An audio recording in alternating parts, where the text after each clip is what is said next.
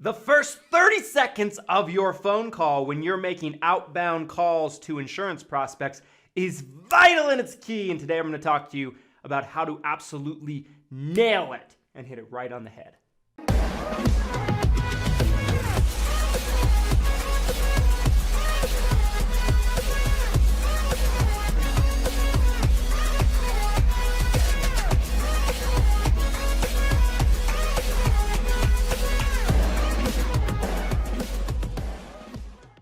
This video is sponsored by none other than Lead Heroes, you guys. Lead Heroes has got you covered when it comes to telemarketed leads and virtual staffing. On the lead side, whether it be Medicare supplement leads, final expense leads, turning 65 leads, they just got something for everybody. They can also actually have you plug in with one of their virtual staff members on the staffing side to where you can pay by the hour for one of their trained and very well vetted staff members to help you out in your business in a virtual assistant format.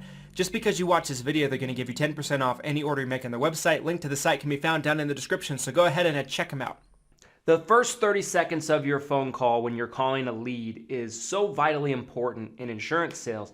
And what I wanted to talk with you guys about and emphasize is really how to capitalize on it, make sure that you're taking advantage of it, and to really kind of press upon you that it's going to make or break how the phone call is going to go.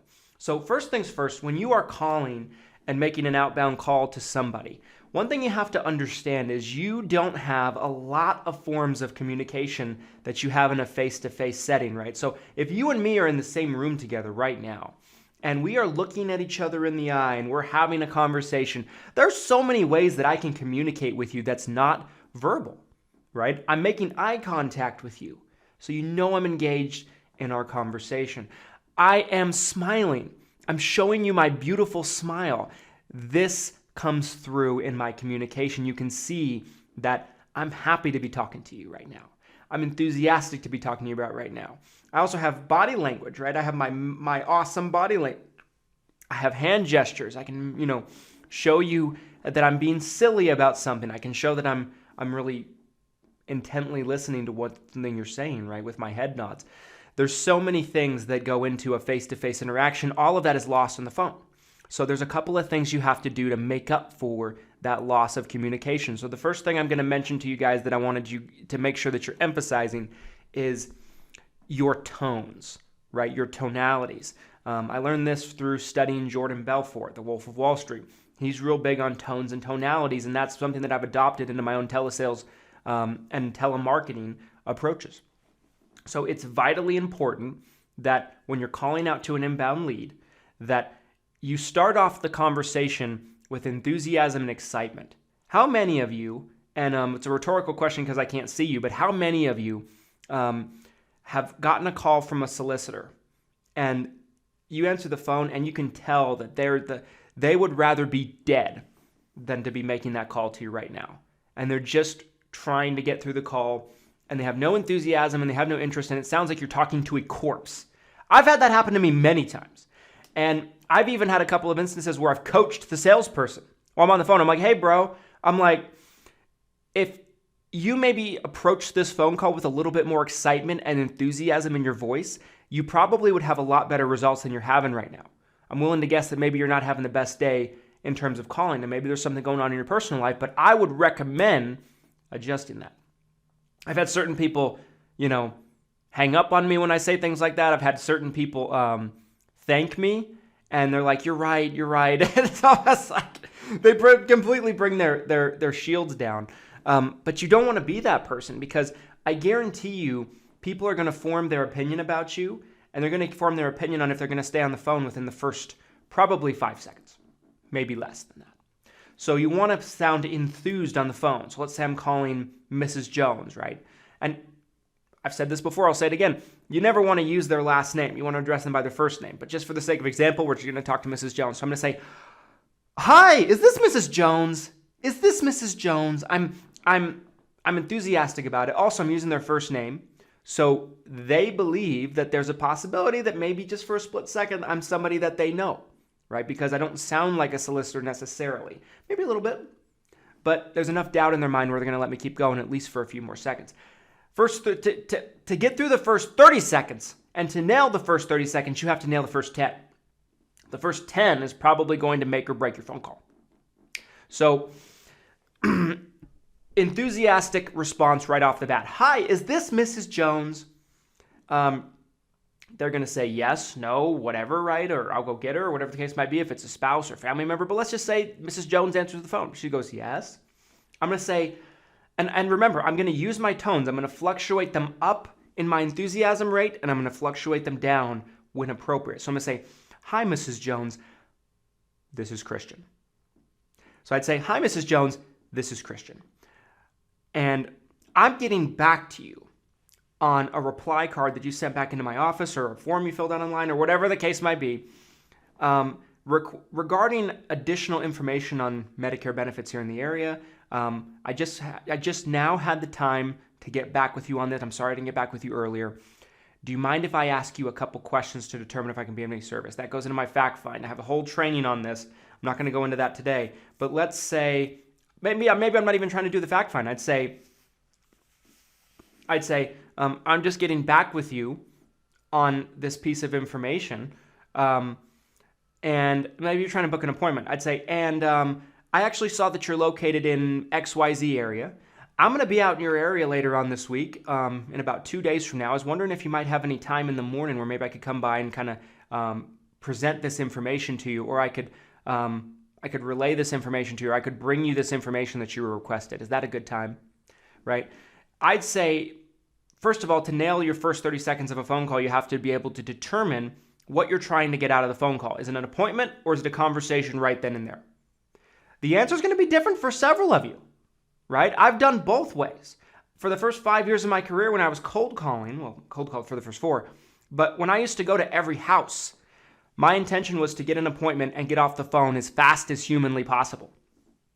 I didn't want to talk too much. I didn't want to get into too much detail. Later on, when I adapted my approach and I evolved my approach, I was trying to fact find right there on the phone, because then I felt like it was a more conducive use of my time, because I could determine right then and there if I could help that person. Most people will let you fact find if you do it right. But I'm going to have a whole training on that. I'm not going to go into that too much today. So determining where you're going and then going there, right? So first, in this section right here, we're through the first 10 seconds. Now, it's very common that someone's going to throw an objection at you. I didn't fill anything out. There's so many different great ways I've heard over the years of kind of combating this. What I have personally found good, this works really well if you have like a direct mail card. I would say, because you have to overcome those first couple of objections to get through your first 30 seconds, but also to nail it, right? And you have to be quick, fast, to the point. So she's going to say, I never filled anything out. I'd say, no problem, Mrs. Jones. I completely understand. We all have busy lives, and I'm no different, right? And maybe it just kind of slipped under the radar, or maybe someone in your house filled it out, a family member, and didn't tell you about it. Is this a cell phone number that we're talking on right now? Most of the time, they're going to say yes. You're going to say yes. I'm going to say, perfect. Does this phone receive text messages? Well, yes, it does. Great. I'm going to send you a picture of this card right now to this phone number, and I want you to do me a favor and take a look at it real quickly so you can verify the authenticity of the card. That's worked really well for me over the years. Sometimes people just, they're closed off and they don't want to talk to you. Remember, the average closing ratio on leads is 20% in our industry. And I don't care what anybody says. Above that is above average.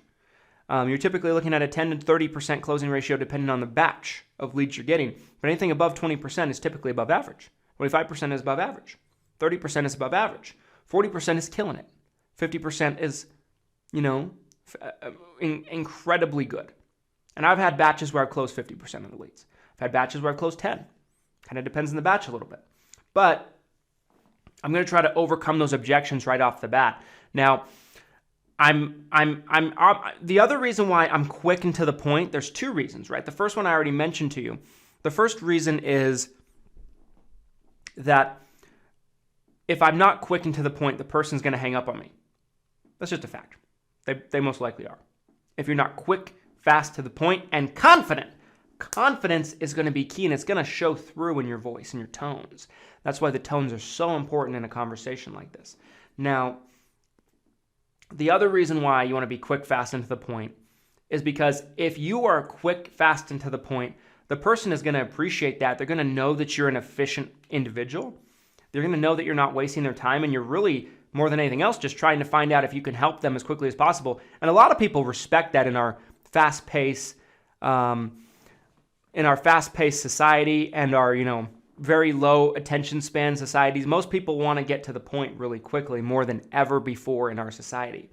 So people want to do business with people that are quick, fast, and to the point and convenient for them. So if you get to the point quickly and you can determine right then and there on the phone call if you can help that person, chances are they might want to do business with you more than if you drag it out and say, how's the weather there? How's your day going? Quick, fast, and to the point. This has been what's helped me the most in my telesales career, and this is how you're going to nail the first 30 seconds of that call. Anyway, guys, if you enjoyed this video and you enjoyed this training on this little bits of kind of the phone call, let me know. Drop a like on this video. It helps me know if you like to see more videos like this, and that way we know that we should make more videos just like this for you. Comment down below. What are your thoughts? What methods have you used to get trust build with people in the first 30 seconds of a phone call? I'd love to hear your thoughts on it. Also, make sure to subscribe, hit the notification bell so you're notified when we upload. We upload 4 to 5 videos a week, every week, of actionable training for you as insurance agents. And appreciate you watching. Until next time, guys, here's to your success and your abundance. Nail that first 30 seconds. Thanks, guys.